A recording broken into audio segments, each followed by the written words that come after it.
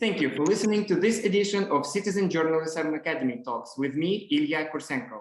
Citizen Journalism Academy is supported by Atomic Reporters and CTBTO and is not supported by advertising. For more information about this episode and many more, please go to atomicreporters.com. Dear everyone, CTBTO experts, professionals, youth group members, activists from all over the world, public of general interest, and more cohorts of people who will be inevitably affected by a nuclear attack without any regards of their professional interests, occupations, nationalities, gender, racial belongings, and so on. Welcome, welcome.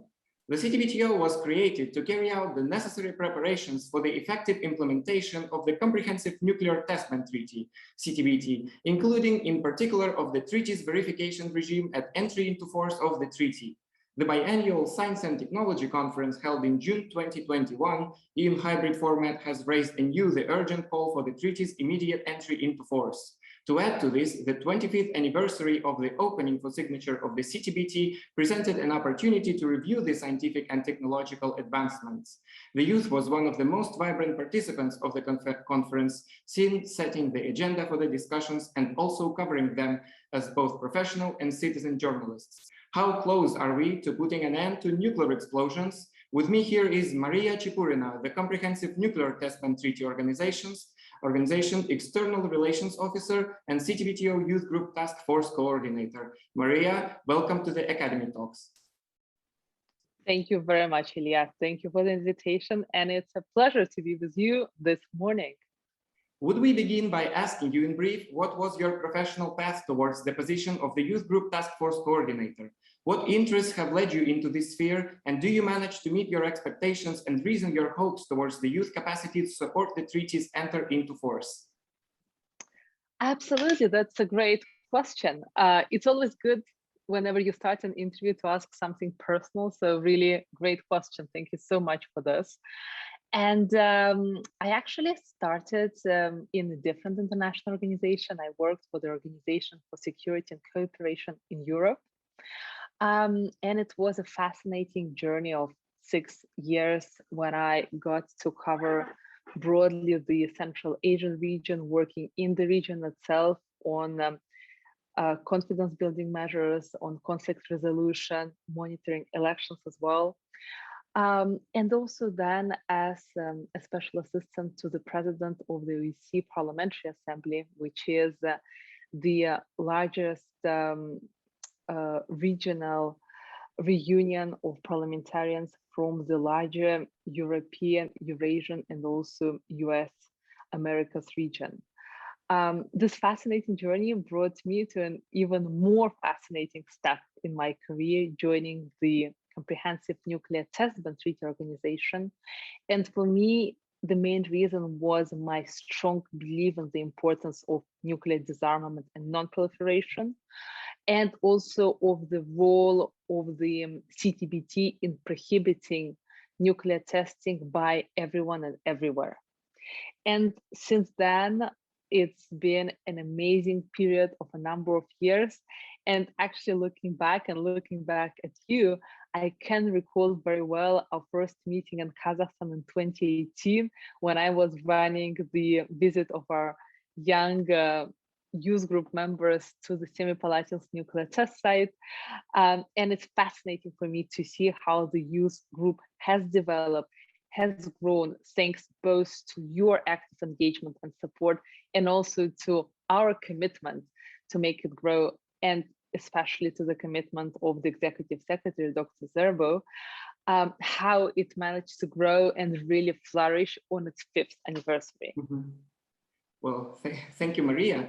And on the margins of the SNT 2021 conference, there was seen enormous activity by the young people. Was this activity fully coordinated by the task force, or were there also cooperations with other partners, both private and governmental, in organizing events, promoting youth participation, and increasing the visibility of youth? Well, it's interesting for me because I can see the way we have been evolving in this direction since already 2017.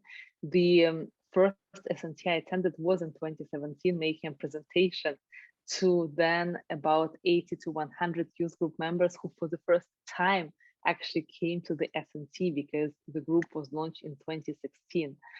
And for me, it's been fascinating to see how much the group has grown in terms of its activism and also variety of activities over the past 4 years since then. And also, of course, in terms of membership, because at that time we were counting about 200 people. Now we are over 1,200 from 115 countries.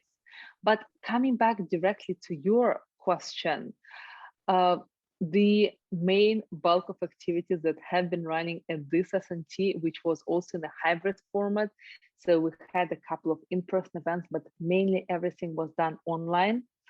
I am proud to say that this was fully coordinated by the CTBTO Youth Group task force. There has been a lot of brainstorming, a lot of great also collective engagement, because task force is not one person, otherwise I would not have been a coordinator. It's actually a group of people, and that's something extremely important to keep in mind. I'm talking about my amazing colleagues such as Marius Rana, Marius, Brian, Sneha, and a couple of other people who have already been there for us and with us. And also partners with whom we managed to launch joint projects, thanks also to the funding from the European Union, like the Citizen Journalism Academy. You are now a participant of, which we run with Atomic Reporters. Right. This is indeed amazing to hear, and also hear the names of those who stand behind these remarkable opportunities for the youth to engage into high-level events. And I know that the CTBTO task force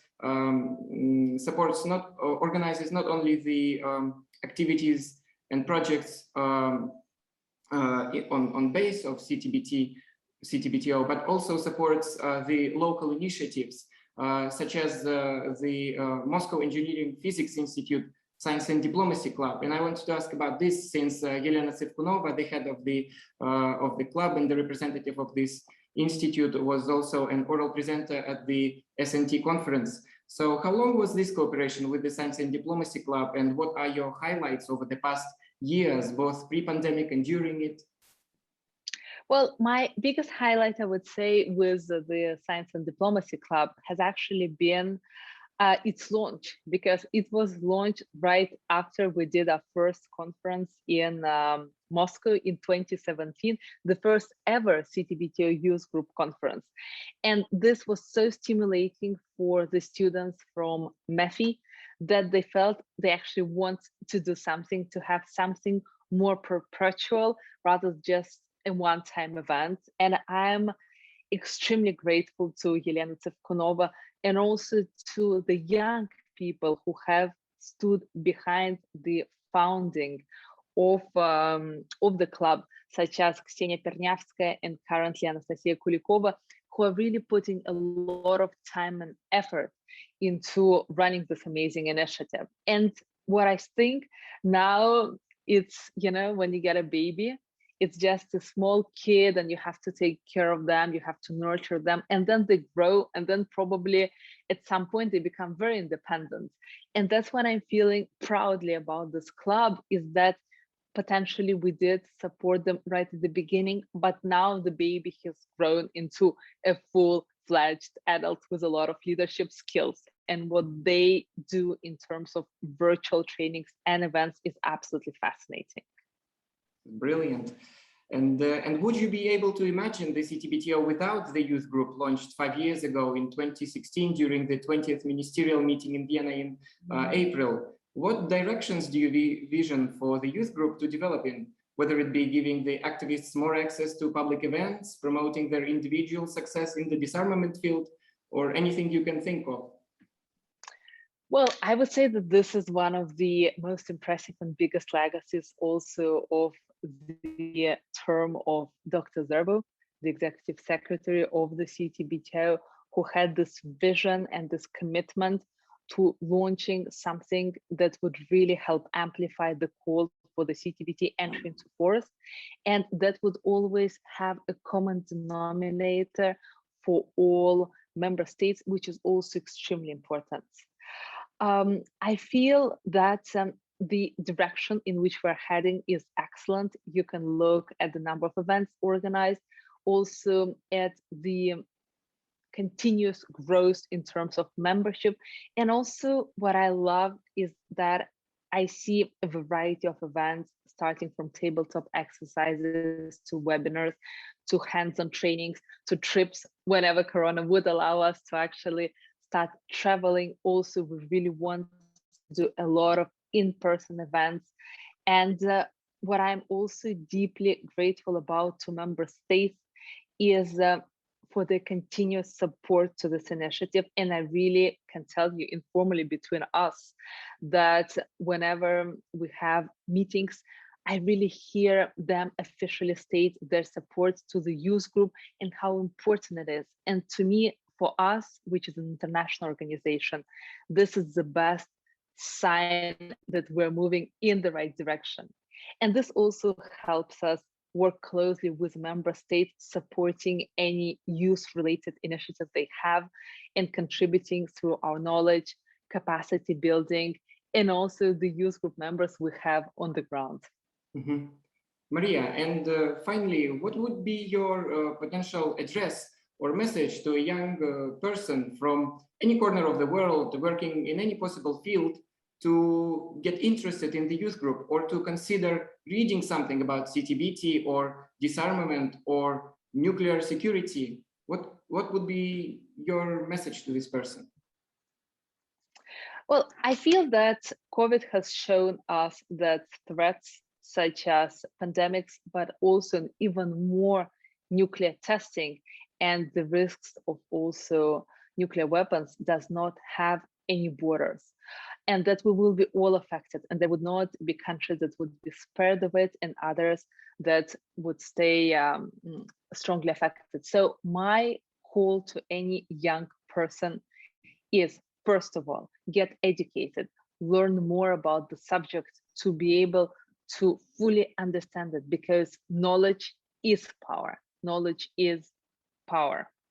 Secondly, use our amazing network, because these days it's the context that you have that would allow you to make the impact or to promote your ideas. And from this perspective, the CTBTO Youth Group, with its incredible strong membership, is an amazing network of like-minded people. And finally, keep your feet on the ground, as Roosevelt said, but aim at the stars, because that's what I always tell our youth group members, and that's what's always been an example and a key factor for me. It's about seeing things as they are, but always aiming higher, aiming to give more, aiming really to have a vision. And my vision for the CTBTO Youth Group is to see it global. We're 115 countries now. I want to see it truly global, including all Annex 2 states participating. And my other vision is really to see it grow, flourish, and to have a strong impact on all international fora. Maria, thank you very much for your time. Ilya, always a pleasure. Thank you very much.